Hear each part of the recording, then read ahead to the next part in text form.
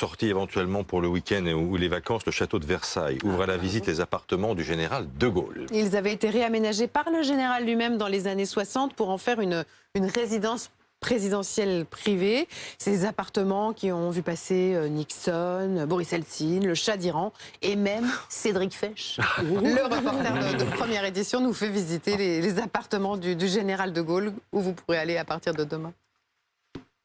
On a vraiment l'impression d'être projeté dans une capsule temporelle. Retour dans les années 60, le mandat du général de Gaulle. Alors précisément, on est dans quelle pièce là ? Ici, on se trouve dans la salle à manger privée du président de la République, de Charles de Gaulle notamment, avec cette ambiance effectivement années 60, ce décor années 60, et le service qui a été commandé à la manufacture de Sèvres pour l'utilisation ici à Trianon, avec ce décor de style empire très beau et qui s'adapte parfaitement au décor de la pièce.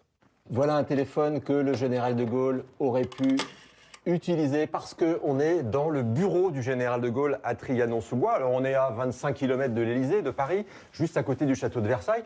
On appelle ça ici l'Élysée à la campagne. Mais pourquoi on en a fait une sorte d'annexe de l'Élysée ici ?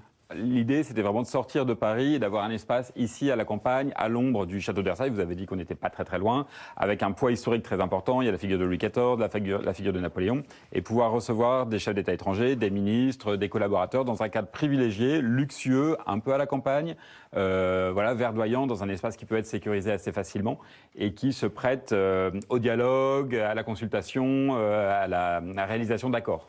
On termine cette visite guidée avec la chambre à coucher privée du général de Gaulle et d'Yvonne de Gaulle. Alors vous voyez qu'ils sont pas très grands ces lits quand même, ils sont assez étroits, mais c'est pas le cas de la longueur, ce sont des lits un peu spéciaux ça. Hein. Non, effectivement, ils sont très longs, ils ont été adaptés à la taille du président, on a pioché dans les collections du Mobilier National et on a adapté un des lits qui était là pour sa grande taille en fait, pour pouvoir le mettre à disposition du président.